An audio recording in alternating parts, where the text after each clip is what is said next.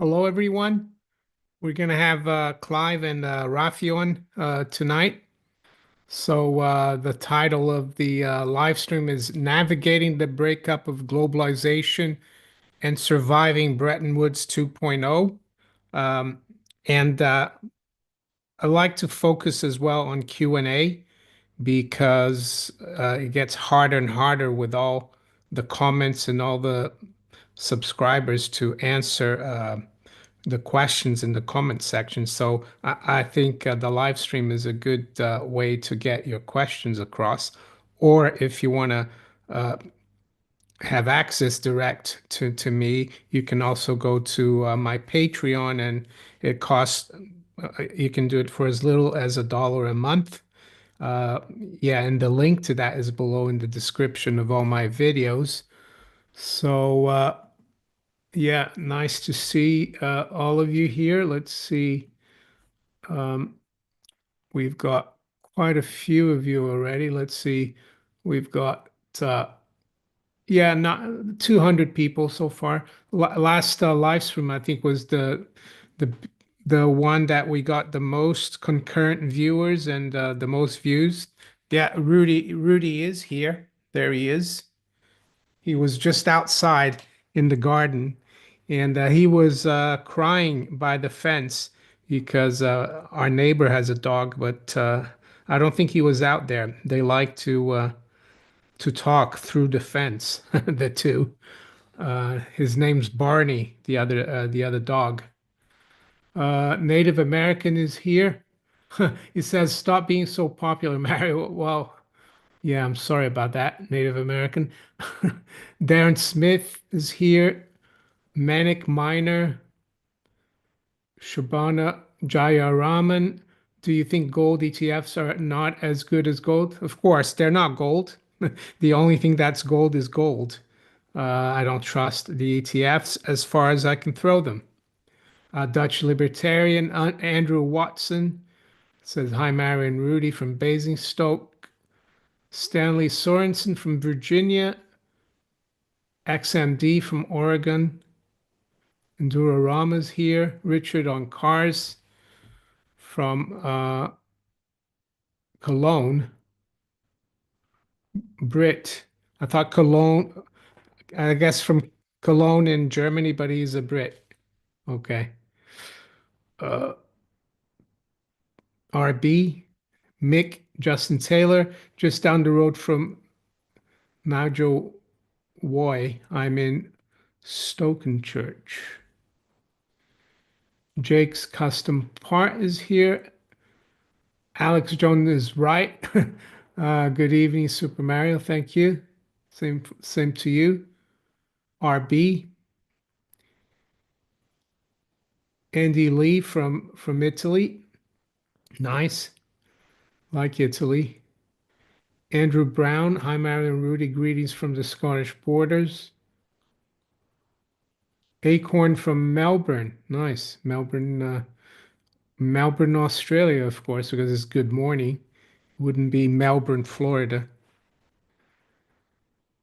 Ewan Roberts. Hi, Ewan. Chris Conman. Hi, Chris. Brandon Baker.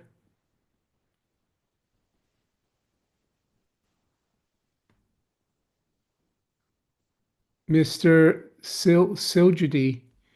Is it possible that the large amounts of gold that left London for New York has to do with Basel III as of July 1st, 2025? Um, it could be, but it could also be, it could also have to do with the U.S. Treasury trying to bring back its gold that it's probably leased many times over, or it's leased a big chunk of the 8,100 tons. And we're going to look at that because the Treasury Secretary just said that they want to uh, monetize a lot of the Treasury's liquid assets. And apart from cash, which is already money, I only see gold as being the very liquid asset. So you could be right about Basel III, but I'm not too sure. And I would say the Trump administration would be a lot laxer in terms of regulations. And I don't think they really care much for Basel III because it's a foreign bank trying to tell American banks what to do.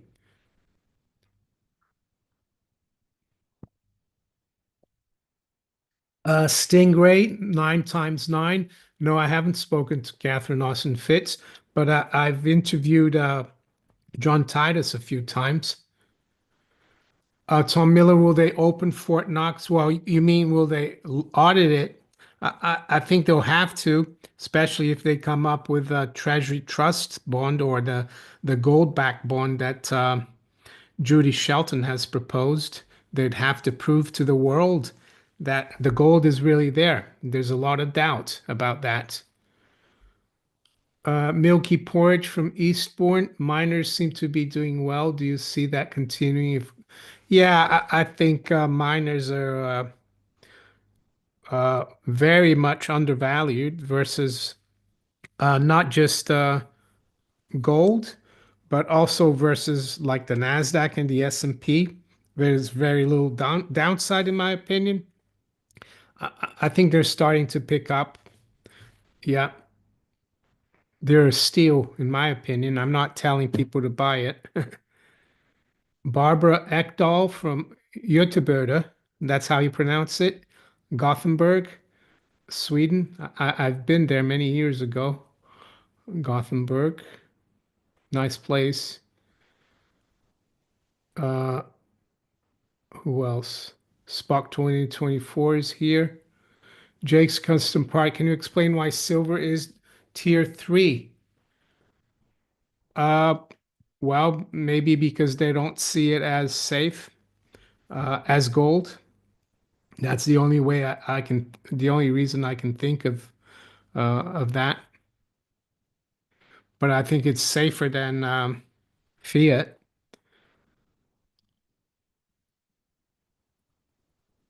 Oh, here we go. There's Clive. He's coming. We can ask Clive what he thinks about that.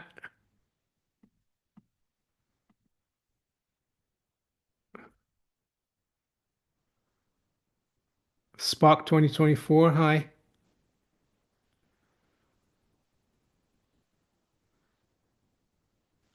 Oh, Rafi's coming on. What he thinks about that.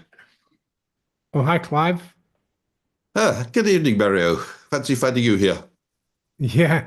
Rafi has just come on as well. Hello, Hi, Rafi. Rafi. Yeah, Good to see you. good evening. Good evening. How are you guys doing? Okay. Yeah, it's all good. I went out for a Chinese lunch today. Okay. I Good. had Beijing Kaoya. That's Beijing fried duck. Oh, good. Good. That sounds good. And Rafi, someone just asked why I didn't know this, that silver is a tier 3 asset under the Basel III rules. And they asked why. I said maybe because they don't see it as safe and as steady as gold. What do you guys think? Well, it's not as steady as gold. That's just Yeah. true. Yeah. Yeah. So there you go. So the title today is Navigating the Breakup of Globalization and Surviving Bretton Woods 2. And I'd like to focus as well, if it's okay with you guys, on doing some Q&A. And the Bretton Woods 2, I want to play this clip here, and I have to thank Chris Marcus from Arcadia Economics. He did a little. I was watching it premiere today, and he played this. This was Bessent, Secretary of the Treasury, next to Trump, and this guy here, Howard Lutnick, who, yeah, I don't rate him too much, but anyway, this is what Bessent said, which is quite interesting. Within the next 12 months, we're going to monetize the asset side of the U.S. balance sheet for the American people. We're going to put the assets to work. And I think it's going to be very exciting. And a quick clip that if Oh, anyway, let me play it again. fascinating comp creating a lot of wealth, Hold on. creating a, and Secretary Scott Bessent. and on this, they say something. Very exciting. We're going to stand this thing up within the next 12 months. We're going to monetize the asset side of the US balance sheet for the American people. We're going to put the assets to work. And I think it's going to be very exciting. We're going to study best practices that's done around the world. It'll be a combination of liquid assets, assets that we have in this country as we work. So when he said liquid assets, I thought of that yellow metal, Clive. What do you think? Yeah. Oh, I think that's exactly what they're planning to do. I mean, they're obviously taking a leaf out of Rachel Reeves' book, where she basically said that they're going to offset the debt by the liquid assets they hold. So, what would they do? They would probably sell the gold to the Federal Reserve. It doesn't really matter what price it is. Let's say $135,000 an ounce. Buy it back from them at $135,001. And now they have an asset which is worth an absolute ton of money, which they can use to ostensibly decrease the value of the debt by offsetting one against the other. And I guess they could also, Clive, issue these treasury trust bonds, which uh, Judith Shelton has proposed. Their gold-backed bonds, and if the treasury's gold is worth a lot more than it is now, if it's revalued from $42.22 to wherever. Some people are talking about 142,000, but that would back the whole national debt. I don't see that happening. But what that would do is that they could stabilize the debt by issuing these gold-backed bonds, which I don't like them, but I think the market might like them. It's a huge step from going to from fiat currency bonds to gold-backed bonds, even though I wouldn't buy them. So, Rafi, what's your view on this?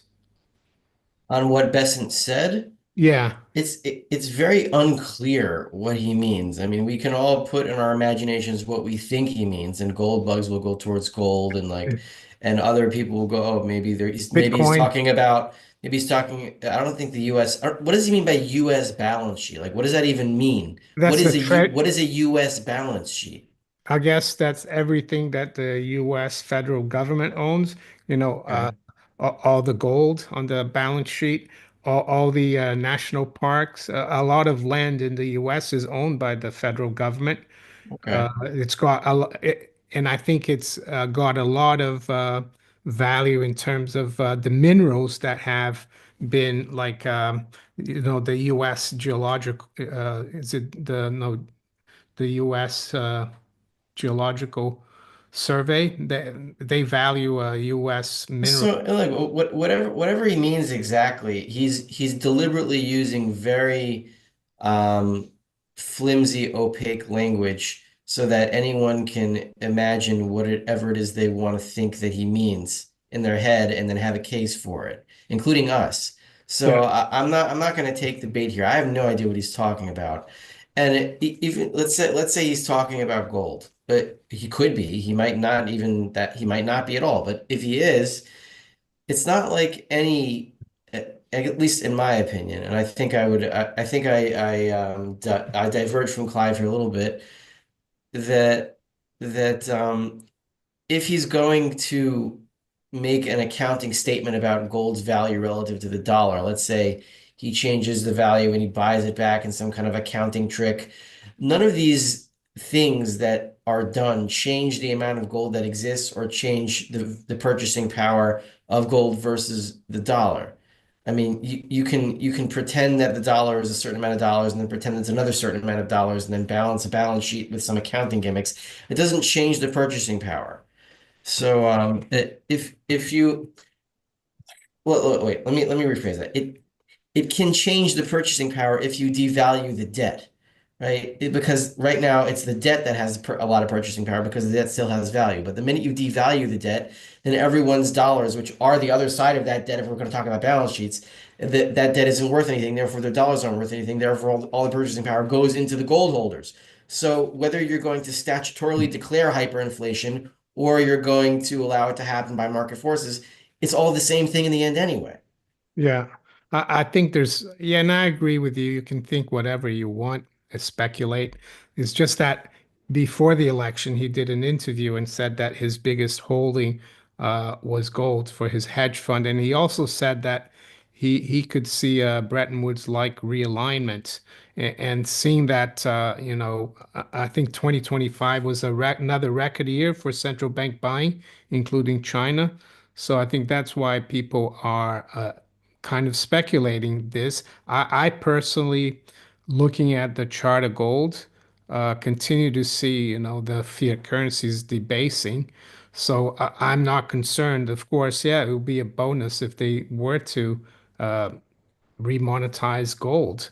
And just remonetizing gold is a big thing because gold has been demonetized since 1971 or 73, and they've kept this silly price of $42.22, basically saying gold is not important. So just the fact that they might change that price, I think, is significant. Before I go further, just want to thank Frank Cavija for his super chat. He says, "Thank you to the three amigos to contemplate the state of the monetary system." Thank you, Frank. And I'd like to thank also the moderators out there. Yeah, thank you again. And another super chat. From Dmitry Smirkovich, I've been thinking about gold revaluation, and except for providing a put for gold, it is not positive for stackers. We basically want to be able to spend our stacks because I think there will be taxes on and capital controls. You could be right, but it depends on which country you're in. Um, Clive, do you want to? Well, on this gold revaluation, if you put it into Google and look for the latest news and put in gold revaluation, you'll find it's all over the news today. Just about every newspaper, from the Financial Times to the Jerusalem Times, are carrying stories about gold revaluation and what Besant said. So, it is very much in the minds of the financial newspapers and all kinds of websites today.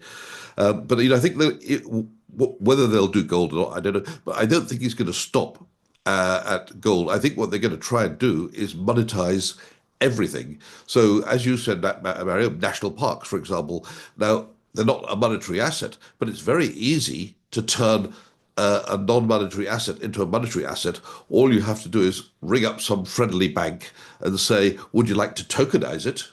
And effectively turn your national park or whatever it is you want to, your roads or your airports or whatever you want, you turn them into securities. And suddenly you've got a bunch of securities, and you can say, "We're now going to report the net debt after deducting the value of our assets," Yeah. therefore making the debt seem less than it really is.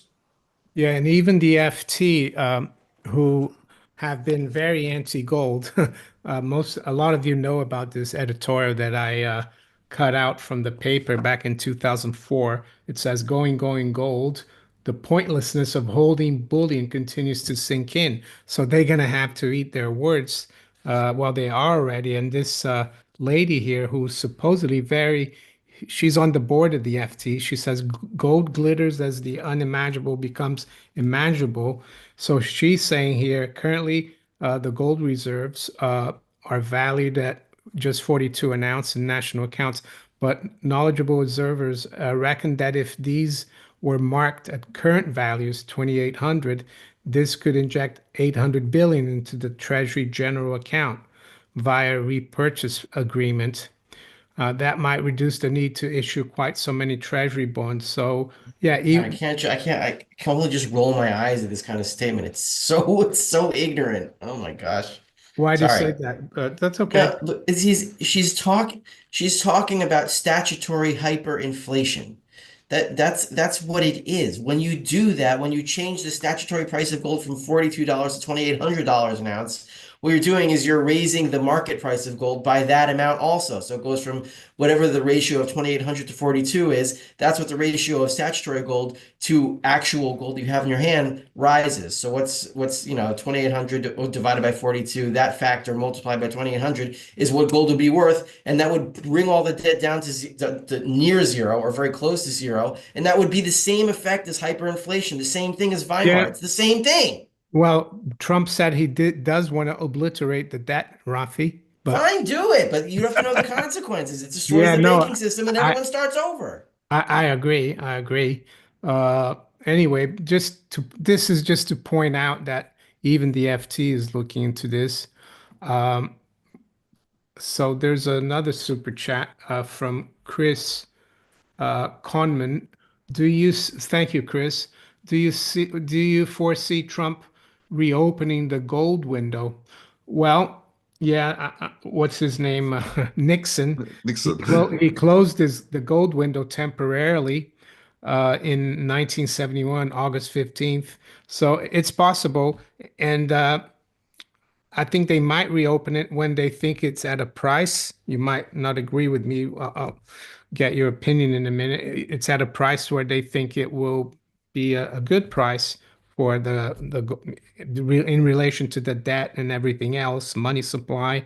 And then they can open the gold window, which means countries that have a surplus with the US can come and exchange that surplus for gold. But then they'd have to have a kind of a gold standard back. I'm not sure they're going to do that.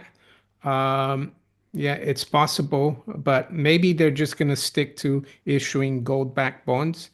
I don't know. What do you think, Clive? Well, you can't have a gold window unless your currency is backed at an official price to gold, so that people can bring in their dollars and get gold, or they can bring in their gold and get dollars. That's what a gold window is. It offers to buy and sell your currency, your money, gold, at a fixed price. So if they did have a reopening of the gold window, it's not going to be at $42.22 anymore. It's going to be at some other number, and obviously that number is not going to be lower, in my opinion, than the present price. It's got to be higher. And it would make, if they're going to do it at all, it would make sense, I think, to do it not at I did say 135,000. That was kind of a bit of tongue in the cheek, but I think it makes sense to do it at a higher price than today, maybe 3,000, 3,500, just to get the thing started. The trouble with that is if they open up the gold window and they don't have enough gold for all the people who are bringing in the dollars, that their gold would disappear very quickly. So it's got to be at a high enough price to encourage people to bring their gold to the Treasury or the Mint or the Federal Reserve or whoever's taking in the gold and say, wow, I like the price, have my gold, give me dollars. So what's that price? I think it's higher than it is at the moment. Yeah, and just before you chime in, Rafi, just wanted to say that in the past, before Bretton Woods, during the 19th and early 20th century, the way that the price of gold or the relationship between gold and the currency was preserved was through interest rates. If people felt that, let's say, the dollar was too becoming weak, the currency, yeah, the interest rates would rise to bring in gold into the US. That it's all about the interest rates. Nixon could have kept the gold window open, but he would have had to raise interest rates to bring gold into the US. And yeah, I'm not too sure they're ready to raise interest rates yet. So that's why I don't think I see them opening the gold window. What do you think, Rafi? The consequences of a functional gold window, you can have either a gold window that's a lie, which is what it was between 1933 and 1971, which is why they had to abandon it because it didn't work.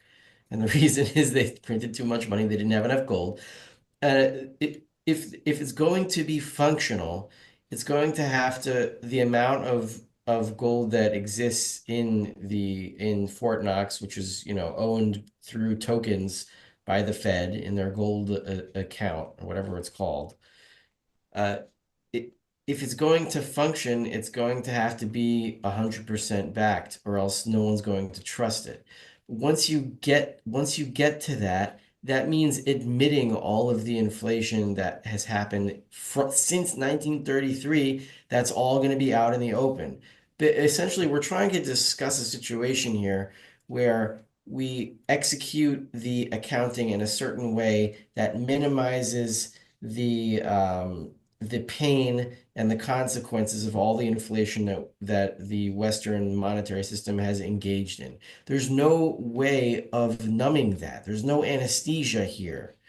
The consequences they already exist. We just have to open the door to them, and they will come out however we open that door. And it's going to lead to a banking crisis. It's going to lead to a currency collapse. It's going to lead to all the purchasing power going into gold holders, no matter what eventually exchange rate you want to statutorily pin it at. I mean, Yeah. there's no accounting way out of this. No. So I guess the conclusion is that you just hold on to your gold unless you need to exchange it for something that you need or for an asset that you think is undervalued. Finding Durham, thank you for your super chat. What do each of you think about Goldbacks? Well, I'll start with that. I think they're very interesting Goldbacks. I think there's the smallest one denomination is a thousandth of an ounce of gold, so it's about just under $3. One thing I would say about them, I wouldn't be stacking hundreds of thousands of dollars worth of gold in Goldbacks. I think it's more for fun, a little bit for fun, but also it could be for transactions, uh, for indirect exchange, or some people call it bartering. So yeah, I think they're interesting, and I think Miles Franklin, who have an affiliation with, they're starting to sell Goldbacks. I'm sure you can find them elsewhere as well. So, Clive, do you know about the Goldbacks? No, I haven't actually seen them, but we're talking about something which has got a little bit of gold in it somehow. Yeah, it looks like a dollar bill, like a plastic Hmm. one, and it's Oh, got the gold in it. yeah, I've heard, yeah, I have seen those or heard about them. I mean, what I prefer are the little break-off bars. So you buy a slab, but it's got each bar on that slab, which breaks off like a biscuit, is 1 gram. So a gram of gold is worth what, 80 dollars, something like that, I think. I'm not sure Is exactly. that the Valcambi thing? Yeah, basically. Right. So this is the Goldback here. Let's bring it up. I think they're becoming more popular, these Goldbacks. So there you go. This is the Yeah. smallest one denomination. Oh, they look quite nice. Yeah, yeah. So the Valcambi, I have one with silver, like 1 gram of silver, and it's Hmm. got 50 little chunks in it. What do you think, Rafi, about the Goldbacks? Have you got any? No, I haven't. I have never even actually heard of these. They look Yeah. really cool. And you I can don't. collect, let's say if you're a collector, you can buy each denomination from each state. Um, that's for collectors. And yeah, These seem more like more towards the numismatic end of the gold spectrum, and I wouldn't, buy these for stacking purposes. I'd get them as souvenirs. yeah, They look like they would be high premium, and they have these fun designs, but uh, it seems like taking advantage of a hype a little bit to me. I could be wrong, but yeah. they wouldn't be my main stacking material for me. Yeah, I mean, I wouldn't mind having a few, but I think the best thing is still coins and maybe bars as well, depending on how much money you have to invest. Uh, PSA, thank you for your super chat. Catherine Austin Fitz and Professor Richard Werner, please. Sorry, what do you mean by that? Um, I don't understand. Do you I don't know mean, who that is. I know Catherine Austin Fitz. I know Richard Werner. Are you talking about me interviewing them? I'll have a look in to see if I can get them on. I don't know what your question is, though. There's On, another. another subject, Mario, have you Yeah. seen that China has made an announcement this weekend about insurance companies being allowed to buy gold in China now? Oh yeah, I saw that.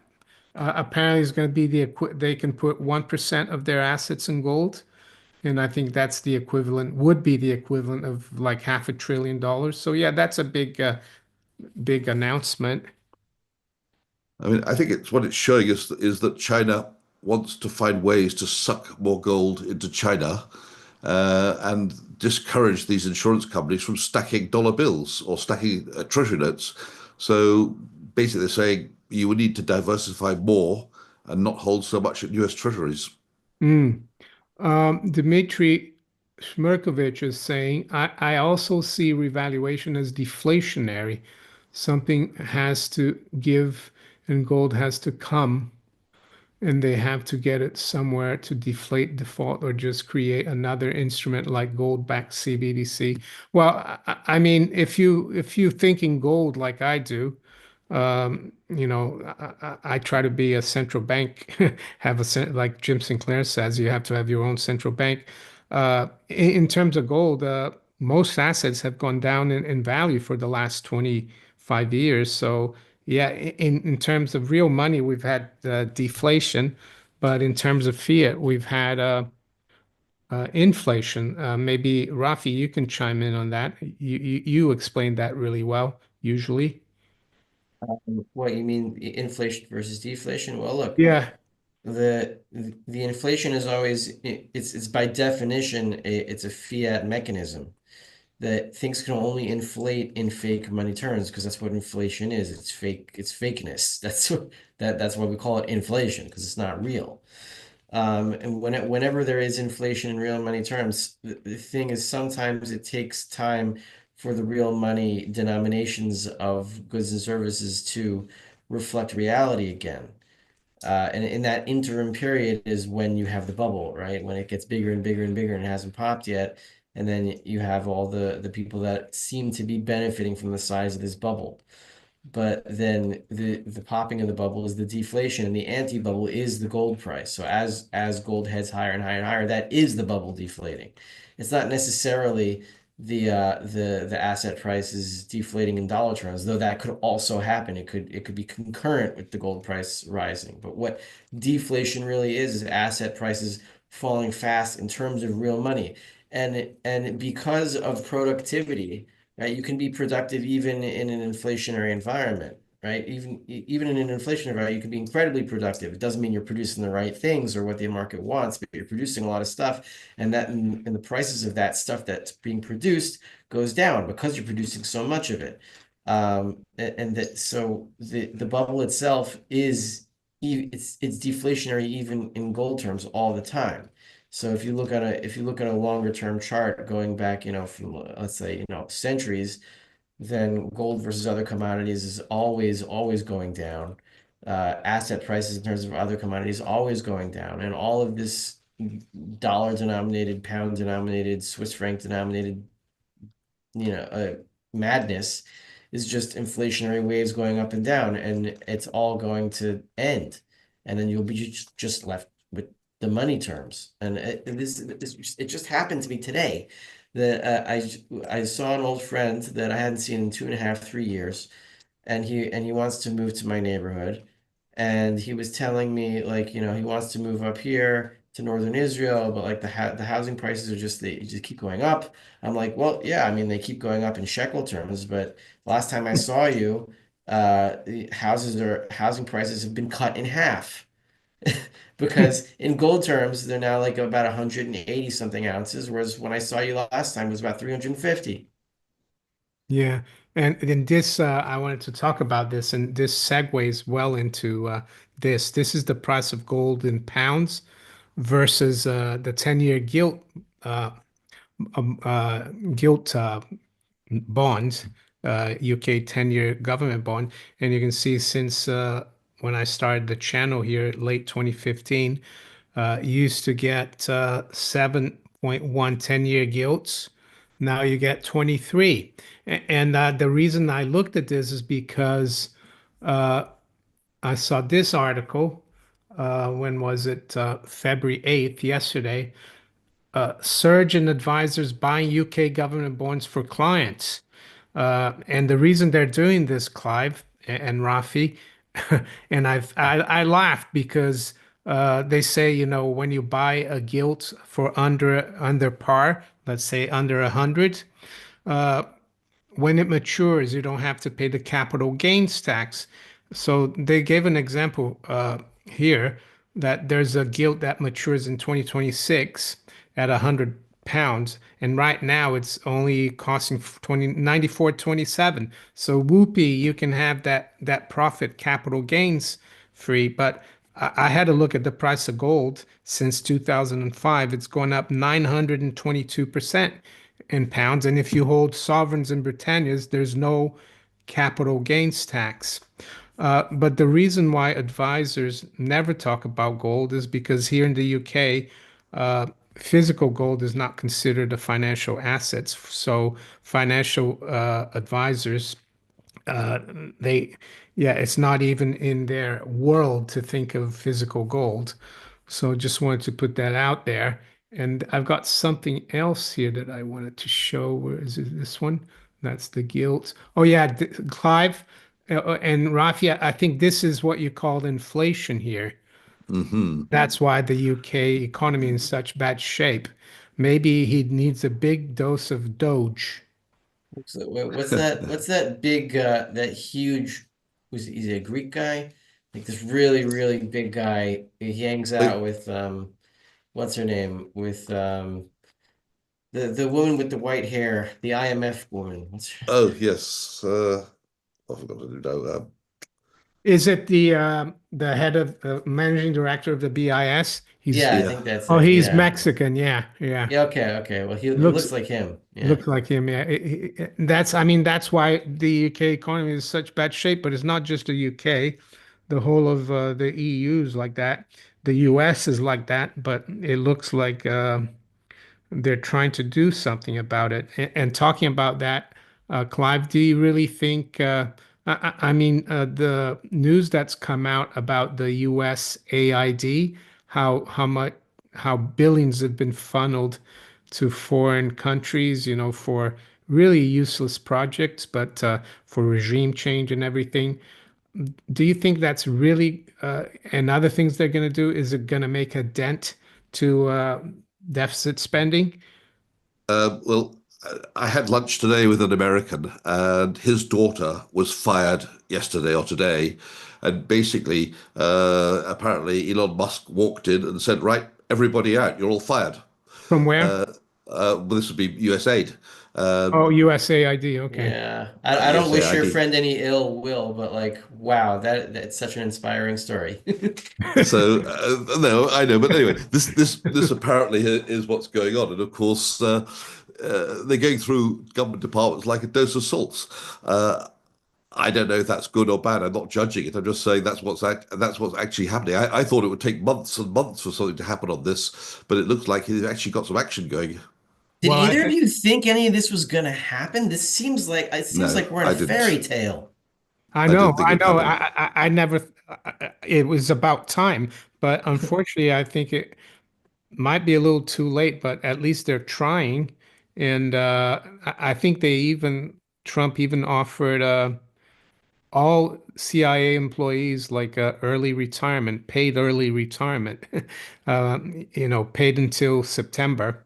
So I think he's really serious about cutting, you know, draining the swamp. Basically, that's what he said the first time, uh, and now he looks like he's going to do it.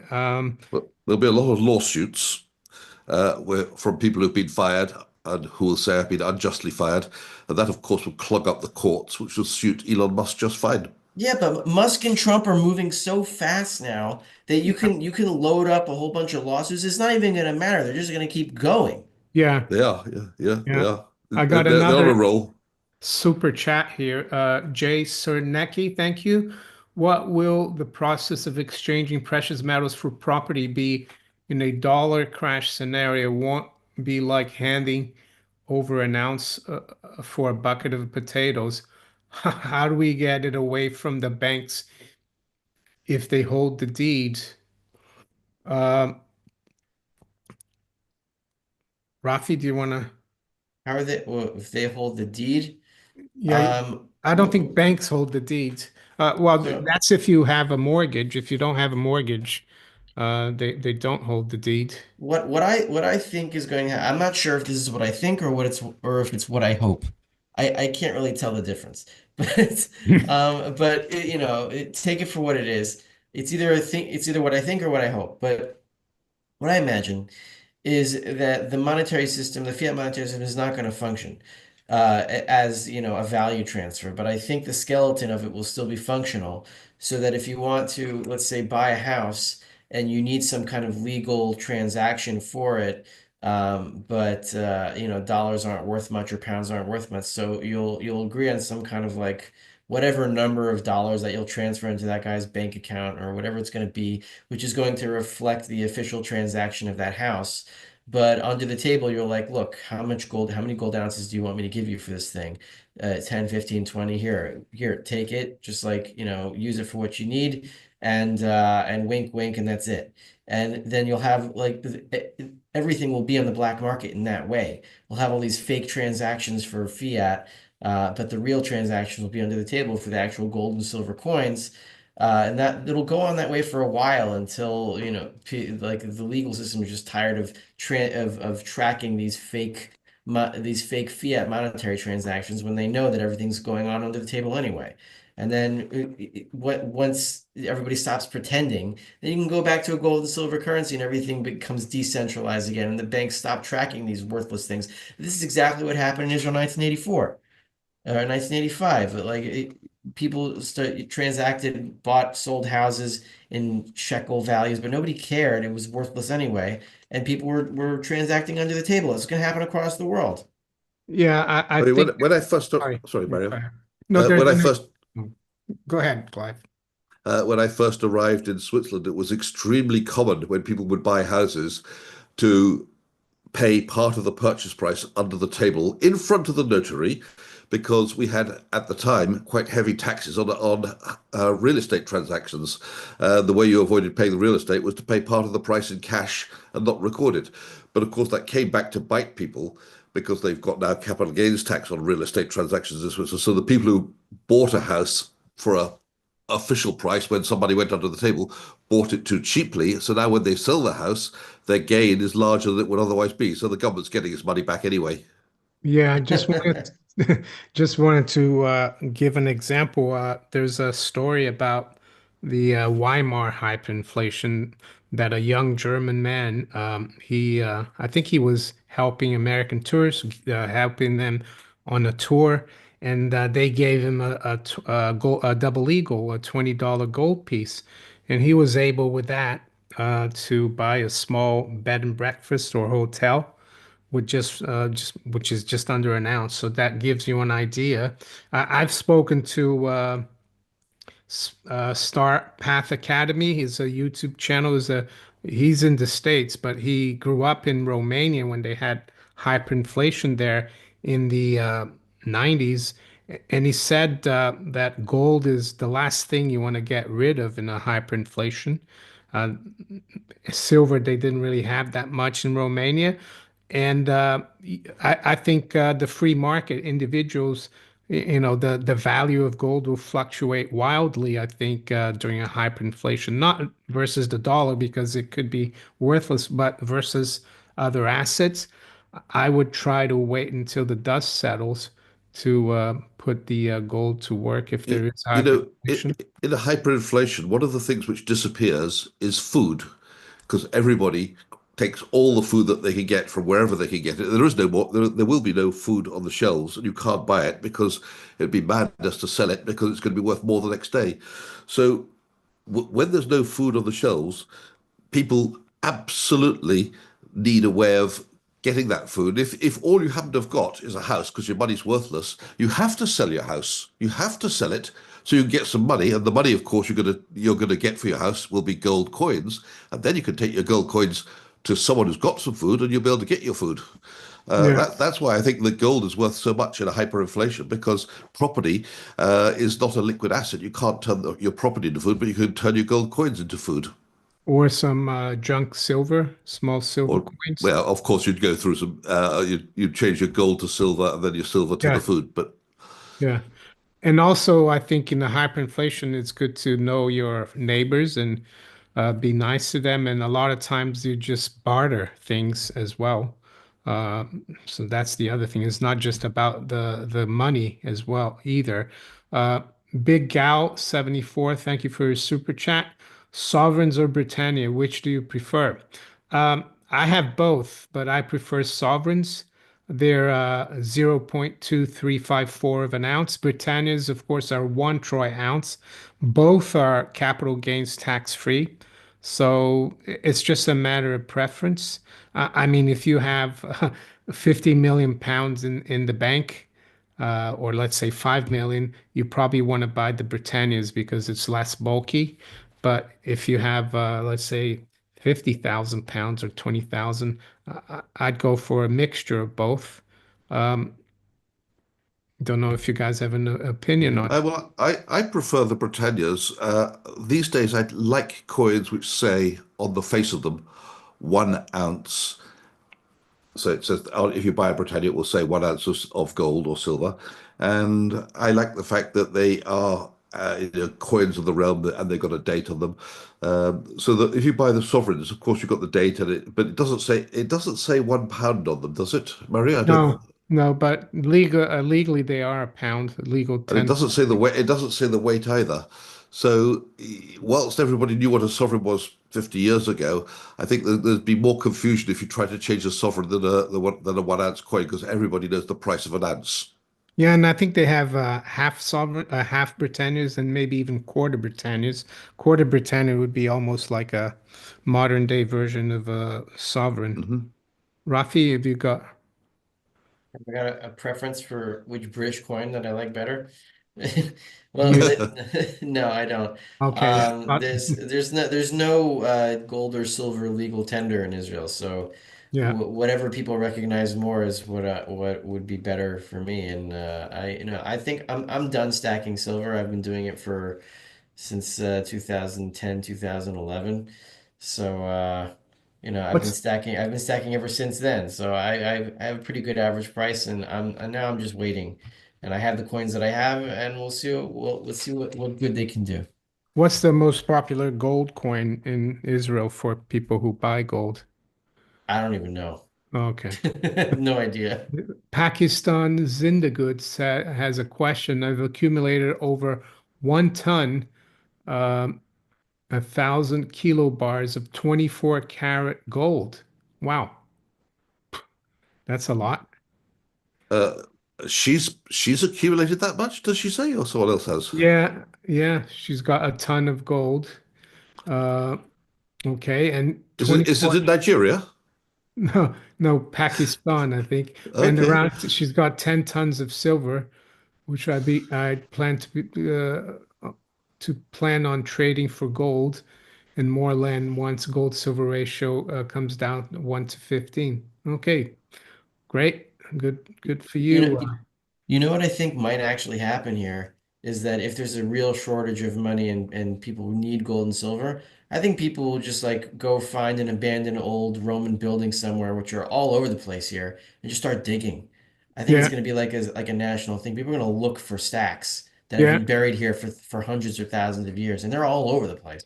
Well, the same thing here in in England, the old there's the old Roman road, which is now called the A2.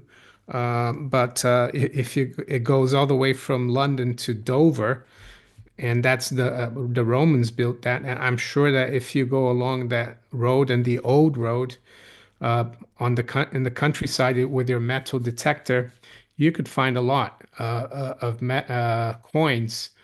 So Um, what you want to do, Mario, on that is go about 100 yards from where the road is, yeah, because you can imagine as people are going along the road, they need to go and do their what they have to do when they've eaten a bit too much. So they won't be doing it right by the side of the road. They'll be moving at a certain distance from the road, and then they'll be lowering their trousers and bending down, doing the necessary.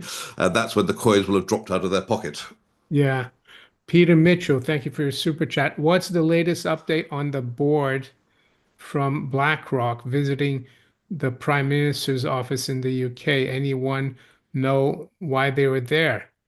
I mean, Uh, what's Larry up to? Is that what we're asking? yeah, I don't know. I don't have a direct line to Larry. Uh, I Oh, don't. I'll bet you they're trying to help the British government monetize their roads, the hospitals, and all the other things, and turn them into securities to reduce the national debt. That's what they'll be up to. The other thing I think my speculation is that because I think BlackRock put a lot of money into Ukraine, and I think recently Starmer announced that they're signing a 100-year deal with the Ukraine to give them £3 billion every year. So maybe That's Larry a really Fink, dumb loan, but yeah, yeah. maybe Larry Fink is trying, not Larry Fink, but Starmer is trying to protect Larry Fink's investment. Uh, I think David Jansen, who does a lot of research on gold and silver, he thinks maybe Larry Fink came over. I think it was November, and he came a couple of times last year. Maybe it's to do with what's going on in SLV because BlackRock runs SLV.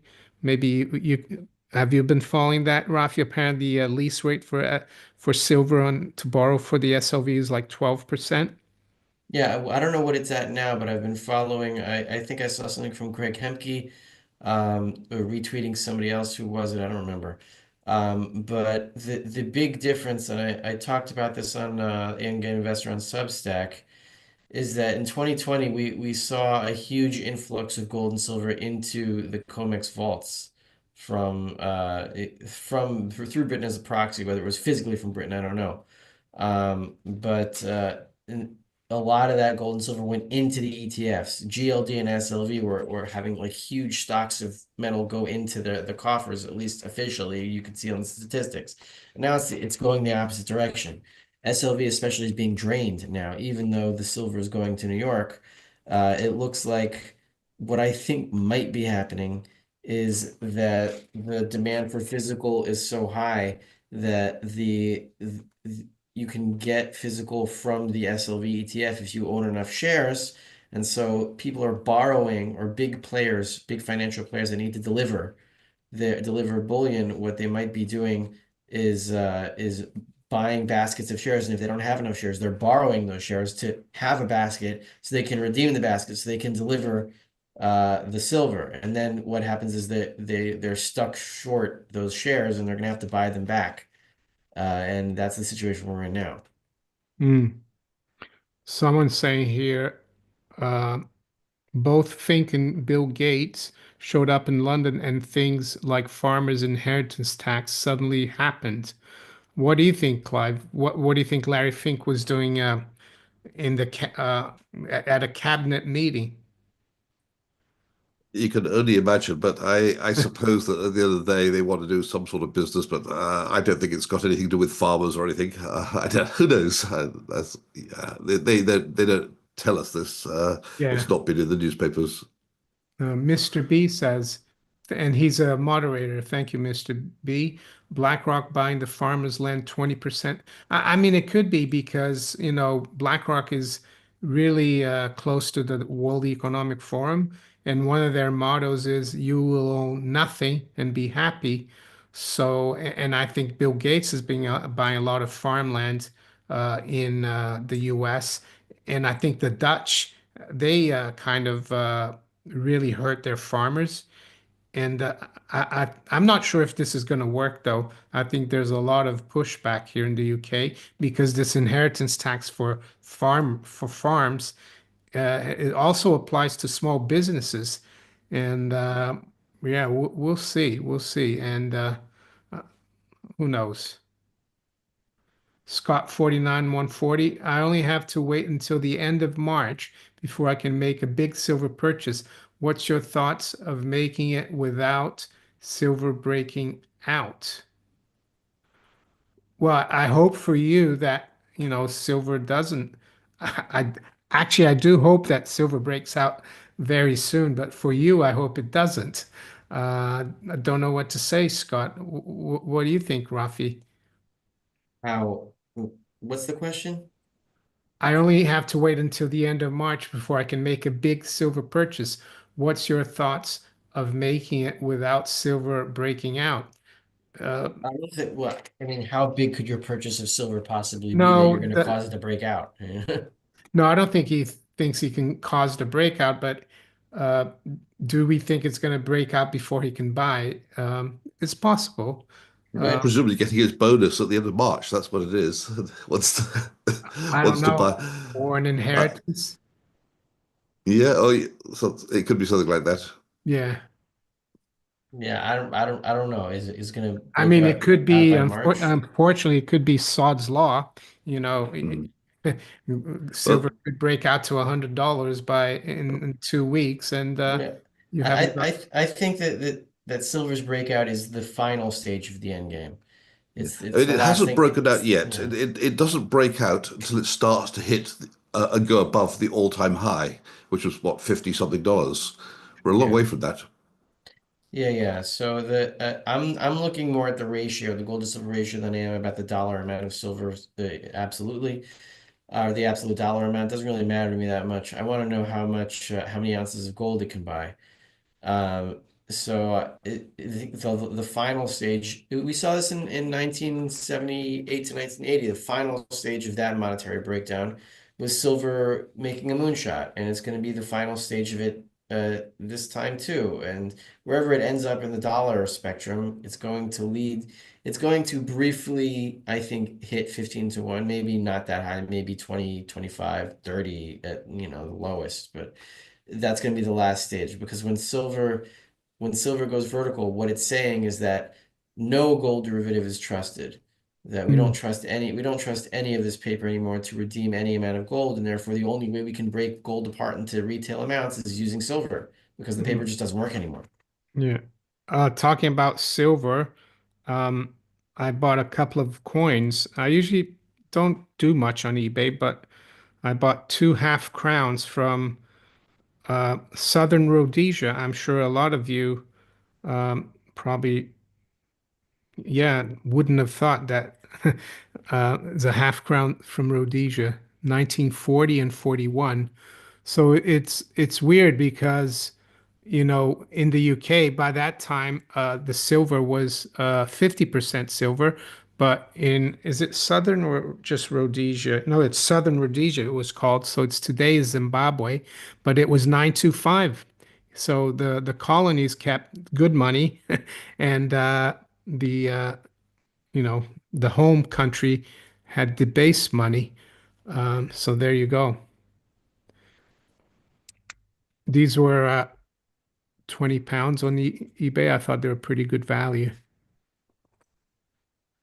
You bought a florin as well, didn't you, Mario? A very old florin. Yeah, which is 2 shillings. So 1916. It's like That's almost, that's from 1960. It looks like mint condition. yeah, it is. It is absolutely perfect condition. That Yeah. must be worth. Well, we looked it up a lot more than you paid for it, Mario. Yeah, I paid 34 pounds on eBay for that one. This Wow. this is probably one of my favorite silver coins. The other thing I'm They're slightly worried basically about, Mario, is that little bit on the side which says "Made in China." no. Well, I think they're my favorite UK junk coins because they're 925. It's not junk, but so I'm not sure people don't even know what a florin is anymore in the UK. Maybe the older people do. Um, It's yeah, 2 shillings, which was at the in the old money 24p 24 pence, pence. and we Yeah, used to have 240 pennies in a pound, so a florin was a tenth of a pound. yeah, that's a tenth of a pound. So raffia and a pound was 0.2354 in gold. So that gives you an idea how cheap silver is, because Yeah. you should be able to buy like yeah, an eighth of an ounce with this today, but you can't.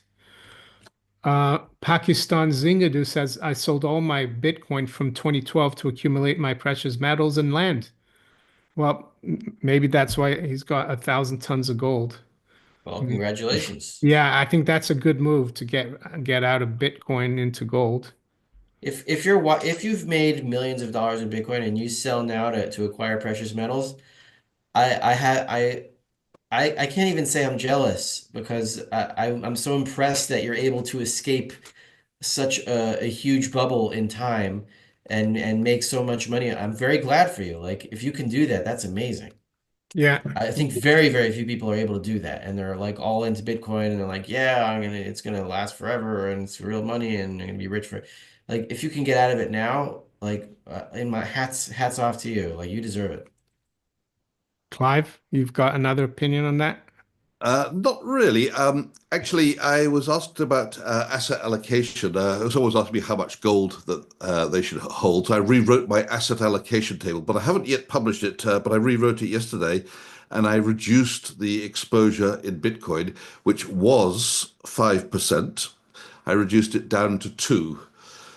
So I think I'm, that's I'm fair. Yeah, I'm with you. I'm 2% with you Bitcoin. guys there in terms of still holding some, but reducing the exposure, obviously, because it's now at a much, it's so much higher than when it was bought.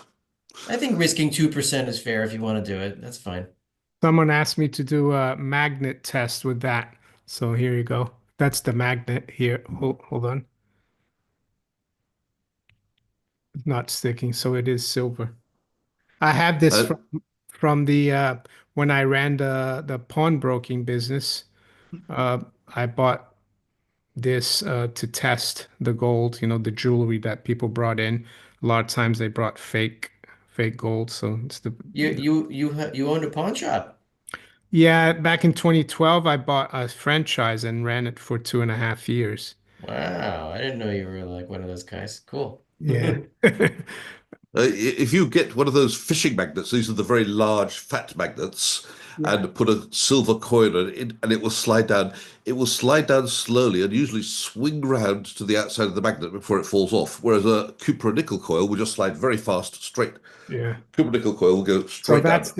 that's a Uh, 10 pence coin. So there you go. yes, yeah. What And metal is that? copper nickel, it's 10p. Oh, so wait, Copper nickel. so wait, the magnet, the magnetizing is the copper or the nickel? The nickel, right? Uh, probably, probably. Let's see. I've got a copper bar. I don't think copper is magnetic because junk silver is not magnetic and it has 10% copper. I think it's the nickel. Here you go. I got Uh-huh. a kilo of copper. Let's test. No, yeah, you're right. Yeah, it's the nickel in there, and that's you're right. Copper is not magnetic. I I, won. Okay, good. so yeah, I guess all the precious metals are not magnetic with copper, gold, and silver. Probably platinum, palladium as well. Mhm. I Uh, see a question there for you, Mario, which just came in from Malice Lone yeah. Wolf. Do you want to read it, Clive? Yeah, do you and the guys see any risk in gold breaking out or being revalued where silver would not move upward as well? Well, what do you think, Mario? I think let's assume they revalue gold upwards. What will happen to silver? I think the chance of that happening is slim. And I was thinking the other day because if you go back 20 years, and my market sometimes they have cycles. I remember gold started bottomed around 2001 or two, and then started going up, and silver was doing nothing. And it was only in 2005 that it started catching up, and then it really caught up. So maybe 2025 is the year. I think silver always takes a bit of time to catch up with gold, but I think eventually it will be, yeah, I don't see gold going to 4,000 and silver still being below 50 bucks. What do you think, Rafi? I don't think, look, if gold is revalued upward, silver is going to be dragged higher. In order to maintain the gold to silver ratio, if gold is revalued to, let's say, on statutorily $2,800 where it is in the market, so silver should roughly go up the same percentage. It would probably go up even faster and not just a pro rata percentage, because the revaluation of gold is an admission that the monetary system doesn't work. And when that happens, people go after silver because they're afraid. Hmm. So a revaluation of gold will probably bring silver revalued even faster, even higher. That's what I Hmm. think. Oh, we got someone here, Tim Ashton, and I've seen this argument. He says gold is not rare. It's supply. Its supply, not it is supply, its supply growing approximately 2% per year. So if you're holding gold, it's being diluted by natural process of gold being mined. Bitcoin is 100% better. Well, I'll counter that, and then I want your guys' opinions. Well, it's been growing at 2% a year for millennia, and it's one of the reasons why it's money, Tim, because population growth is usually around 2%. So you need 2% more of everything every year. So that's why gold has become money, in my opinion. And if gold was being devalued 2% a year, uh, what is it against, Tim, that it's being devalued? If anything, we're seeing that you buy a lot more things uh, with gold today than you bought 200 years. You can So buy more of everything with gold yeah, now. and Bitcoin, yeah, I don't know if it's 100 times better because if anything, well, we'll have to see. I'll leave it to the free market to decide that, but um, I don't agree with you anyway. So Rafi? my response to that is more it's more of a logical rejection of that, because okay, so the value of gold is being diluted. It's not being diluted. There's a difference between 1 ounce and 2 ounces of gold. Like, it weighs different. You can do more with it. You can have whatever you can do with 1 ounce of gold, you can do twice as much with 2 ounces of gold. It's a difference. It's a physical difference. So you're saying, oh, that Bitcoin is not is much more scarce because you can't, it'll never go over 21. But there's no reality to any single unit of Bitcoin. You can divide it infinitely into any amount, and the division itself is the multiplication of it, because it's not a thing that you like. The units are totally arbitrary. There's nothing there. You can say, oh, well, I divided into this many units of code or that many units of code, and it doesn't change anything. So dividing Bitcoin is the inflation of Bitcoin, because it's not there in the first place. Yeah, So the supply is infinite. you could divide it into a million Satoshis, couldn't you? Or You as can keep going. It doesn't yeah, matter how much you divide it into. yeah. Well, I'll beg to differ a little bit on that, and I'm not pushing Bitcoin or gold versus the other. I think they both have their place, but I think the one thing that Bitcoin does have, which is being valued by people, is the ability to store some wealth in a way where it's your plan B, it's your parachute. So if you, for example, you take the battered housewife, she can't pile up a bunch of money. She can't have a bank account without her husband knowing and controlling her, but she can secretly build her Bitcoin stash. You take a person who's living in a country where it's quite common for people to come and raid your house and take your belongings and take your possessions and close your bank account. There's people all around the world who live in fear of their possessions, their wealth being taken off them, and these can include people who are important or important businessmen. And for many of these people, they see Bitcoin as a plan B. Now, I'm not saying it's good that's anything to do with the price. They don't care what the price is. They just want to hold something which they can still hold with 12 words in their head if everything goes wrong. It's their You plan B. can't, Now, but Clive, you can't hold Bitcoin. what I mean is they can hold the 12 words in their head, and when they get to their new location, they can cash it in. Now, that's not to denigrate gold. I think gold is a great asset, and it's been around for thousands of years more than Bitcoin. So, if I had to bet on something which I'm going to hold for my grandchildren, it would be gold. Okay. There's a super chat here from Overseas Demo God. Thank you. Quick Rafi question. Are you still sticking with platinum, and how hard is it to get it in Israel? Is there a VAT on it? I found precious metals expensive when I was in Tel Aviv, by the way. Yeah, there's one place that I could get platinum with. I wanted to do a deal where I would give him some of my silver and then he'd give me platinum. And then, there was a whole thing with the war and then he couldn't make the order and who knows what's going to happen now. I have 1 ounce of platinum. Yeah, I bought it because I wanted one. I'm not a platinum stacker, but I do think that the platinum to silver ratio is a very good deal right now. If you have a lot of silver and you want to, downsize on just the volume of metal that you have, it's a good time to take, 50, 100 ounces of silver and buy, 2 or 3 ounces of platinum. It's not, I think it's a pretty good deal.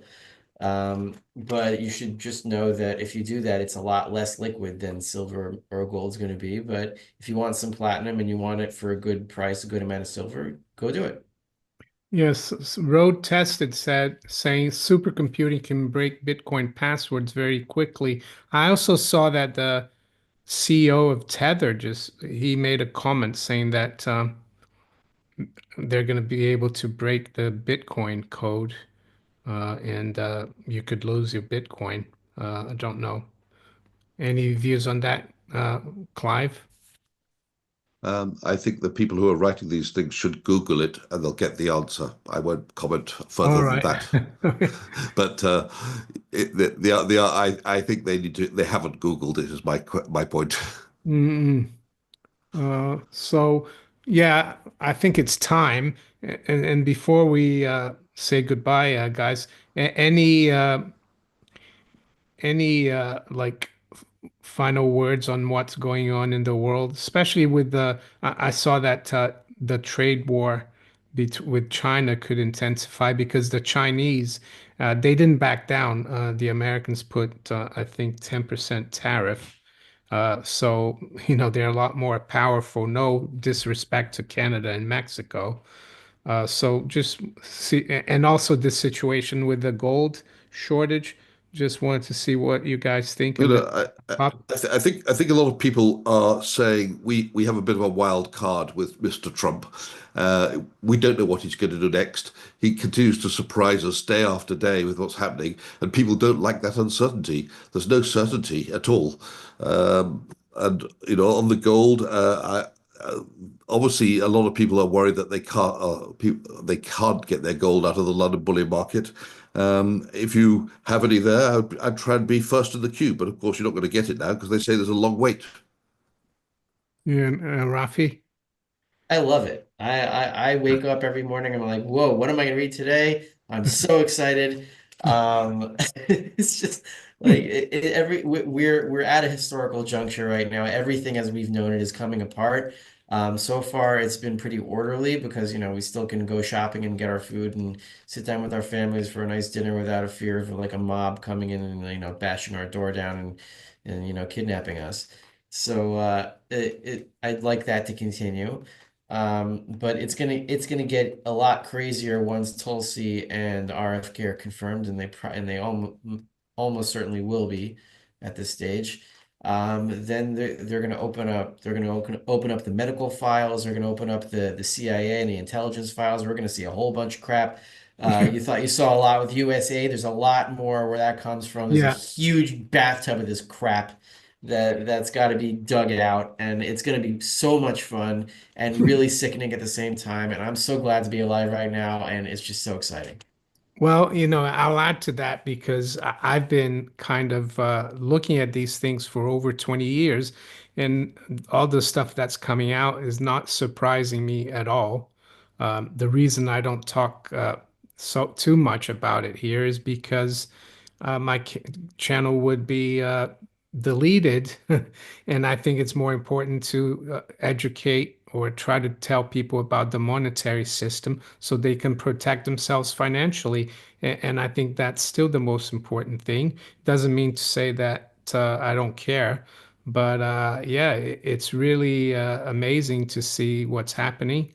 Some of it is good, very good. Most of it some of the stuff I think I don't agree with, and just hope that RFK Jr. gets confirmed. because I think he really cares about the health situation. Anyway, guys, thanks for coming. And I wish you, Clive and Rafi, a great week, and also the viewers. And thank you for coming on the live stream. Thank you. Thanks for having us, Mario. You're welcome. Let's. Final $2 came in there, Mario. Thank you, NYJ. It says revolution. Okay. $2. Yeah. There you go. Good question. Is that like the bet from Trading Places? $1.